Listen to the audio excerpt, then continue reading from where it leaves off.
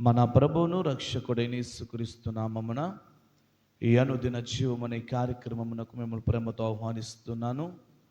దేవుని మహాకృపలో గతించిన దినములన్నీ ఆయన కృప చేత మనను బలపరిచినందుకు ప్రభునంతగానో స్తుతిస్తున్నాను.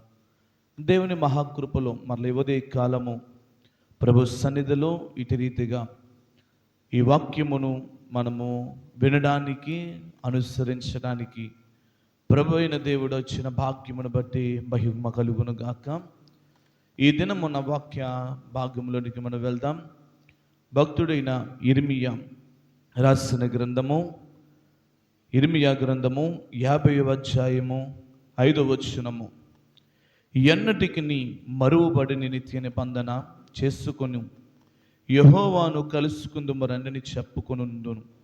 సియోను తట్లు అభిముఖులే అచ్చటికి వెళ్ళు మార్గము ఏదని అడుగుచూ వచ్చిరి.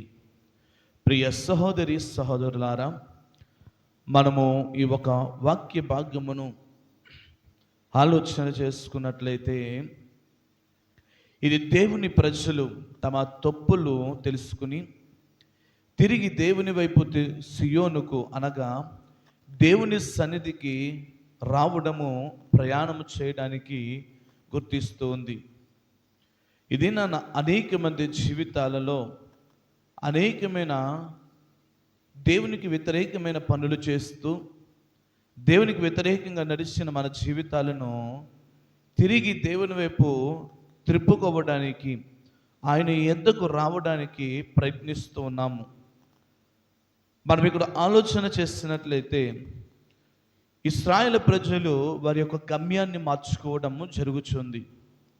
ఇశ్రాయేలులు చెరసాల్లో ఉన్నప్పుడు తమ దారి తప్పిపోయారు. కానీ ఇప్పుడు వారు ఈ దేవుని వైపు ఆయన ముఖమును చూడడానికి, ఆయన సన్నిధికి రావడానికి వారు మరలా వారి మార్గాన్ని త్రిప్పుకుంటూ ఉన్నారు. మన జీవితాలలో కూడా పాపము లేదా లోకము వైపు ఉన్న మన దృష్టిని మళ్లించి దేవుని వైపు తెప్పడమే నిజమైన మారు మనస్సు. మనము ఎట్లు వెళుచున్నామో గ్రహించి దేవుని రాజ్యము అనగా ఆయన సన్నిధి వైపు ప్రయాణము మొదలు పెట్టాలి.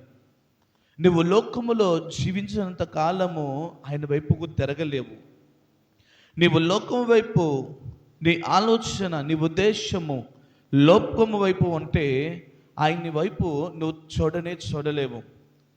నువ్వు ఆయనకు దూరమైపోతావు, ఆయనకు దూరస్తుడు అయిపోతావని మనము ఆలోచన చేయాలి. ఇక్కడ మనము చూసుకున్నట్లయితే వారు సియోను మార్గమును గురించి మరలా అడుగుచూ ఉన్నారు. దేవుని దగ్గరకు వెళ్ళేటప్పుడు మనము వినయము కావాలి, విధేయత కావాలి. ఆయన దగ్గర మనకు ఆశ కలుగుతుందని విధేయతతో కూడిన భక్తి మనకు కావాలి.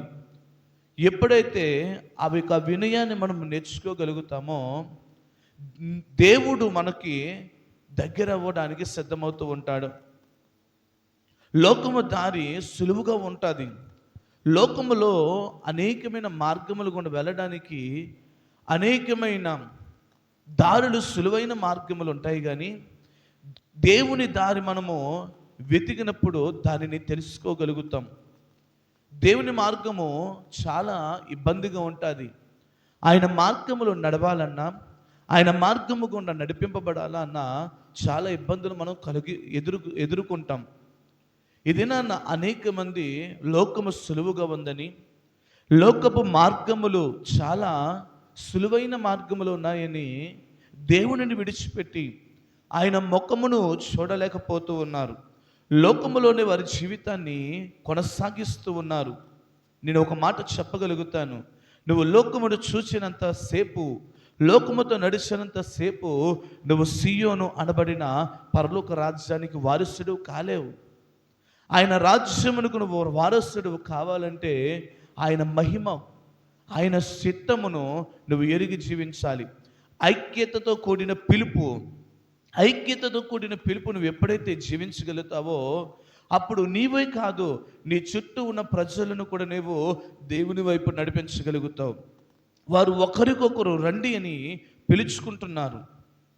క్రైస్తవ జీవితంలో ఒంటరి పోరాడడం కాదు, కానీ మన కుటుంబము, మన స్నేహితులు, మన కుటుంబ సభ్యులు దేవుని వైపు నడిపించే బాధ్యత మనపై ఉందని గుర్తెరగాలి. మొట్టమొదటిగా నువ్వు దేవుని వైపు తిరగాలి, నువ్వు దేవుని చిత్తమును ఎరగాలి. ఆ తరువాత నీవే కాదు, నీ కుటుంబము, నీ స్నేహితులు, నీ బంధువులు వారిని దేవుని వైపు నడిపింపడానికి ఒకరినొకరు ప్రోత్సహించుకుంటూ దేవుని సన్నిధికి వెళ్ళడము సంఘం యొక్క ముఖ్య ఉద్దేశం. నువ్వు ఎప్పుడైతే అటువంటి జీవితం కలిగి జీవిస్తావో మరవబడని నిత్య నిబంధన ఆయన నీకు చేస్తాడు. నువ్వు మరిచిపోయినా ఆయన నిన్ను మరిచిపోలేదు కాబట్టి ఈ దినమును కూడా నువ్వు సజీవుడిగా నీ మాటలు వినగలుగుతున్నావు. వారు ఎన్నడూ మరువని నిత్య నిబంధన ద్వారా యెహోవాను హత్తుకోవాలని నిర్ణయించుకున్నారు. నీవు ఈ దినము వరకు ఆయనకు భిన్నముగా జీవించినా, వ్యతిరేకముగా జీవించినా, ఆయనకు అననుకూలన స్థితిలో నువ్వు బ్రతికినా, నువ్వు ఒకసారి ఆయన వైపు చూచిన నీవు ఆయన మార్గములో నడవడానికి నువ్వు తీర్మానం తీసుకున్నట్లయితే ఆయన మరలా ఆయన నిబంధనలలో నిన్ను ఉంచుతాడు. మనుషులు ఇచ్చే మాట తప్పుతారు, మనుషుల మాట తప్పడము సహజం.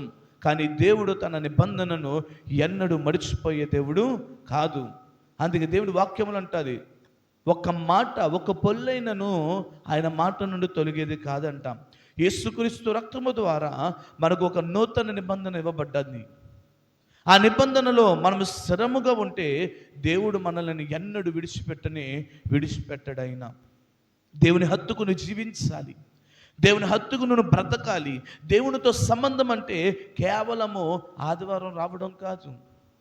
దేవునితో సహజీవితం అంటే ఏదో శుక్రవారం రావడం కాదు. దేవునితో సహసంబంధం అంటే ఆయనను హత్తుకున్న నీవు సమయమనుకును అసమయమనుకును ఆయన కోసం నువ్వు ప్రయాసపడాలి. ఇది ఒక గూఢమైన బంధాన్ని సూచిస్తుంది.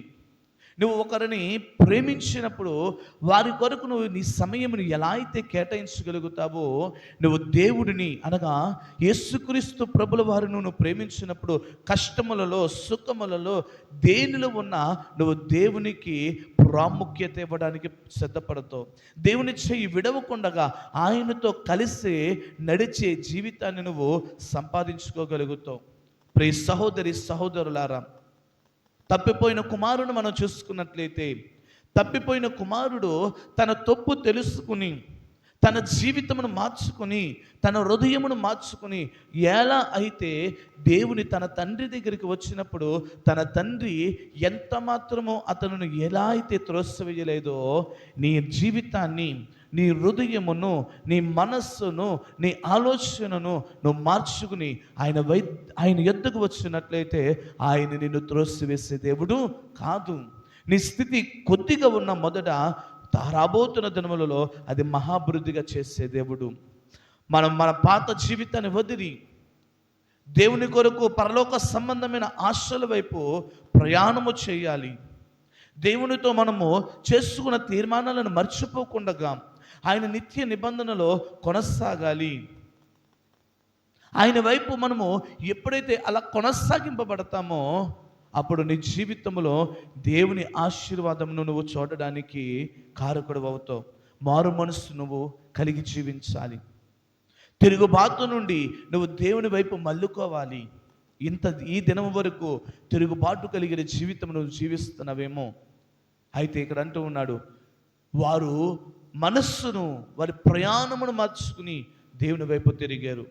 అలా నువ్వు కూడా ఈ దినాన తిరిగినట్లయితే, నీ మనస్సును నువ్వు మార్చుకున్నట్లయితే ఆయన బారని కృపతో నిన్ను నడిపించి సహాయము చేసి నీ జీవితంలో కృప చూపడానికి ఆయన చాలిన దేవుడు. మరి దినాన్న ఆయన వైపు తిరగగలుగుతున్నావా? ఆయన మాటను వినగలిగే స్థితిలో నువ్వు జీవించగలుగుతున్నావా? ఒకసారి ఆలోచన చెయ్యి. ఇదే అనుకూల సమయమని నువ్వు గ్రహించినట్లయితే దేవుని వైపు నువ్వు తిరుగు, దేవుని కృపను నువ్వు పొందుకో. ప్రార్థన. మహాపరిశుద్ధుడైన మా తండ్రి, నీ బిడ్డలు నీ సహాయం కొరకు ఎదురు చూస్తూ ఉన్నారు. నీ బిడ్డలను బలపరచండి. వారు మారు మనస్సు కలిగి తిరుగుబాటును విడిచి నీ వైపు తిరుగుచూ ఉండగా వారి జీవితంలో నిత్య నిబంధన, నిత్య సహాయము నీ బిడ్డలకు అనుగ్రహించండి. ఈ దినమంతా నీ కృప విశేషమైన ఆశీర్వాదములతో నింపి నడిపించండి. ప్రతి వారిని స్థిరపరిచి బలపరచమని ప్రార్థిస్తూ ఉన్నాను.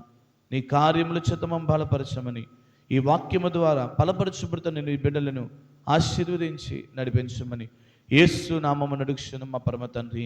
ఆమేన్, ఆమేన్. దేవుని మహాకృపలో ఈ వాక్యము, ఈ అనుదిన జీవము మీ జీవితంలో ఆశీర్వాదకరంగా ఉంటుందని, మీ జీవితాలలో ఆయన జీవమును ప్రవహింపచేస్తుందని నమ్ముచున్నాను.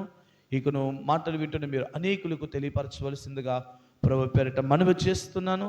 ఈ దినమంతా దేవుని యొక్క కృపాక్షేమము మనలను ఆవరించి నడిపించునుగాక. అందరికీ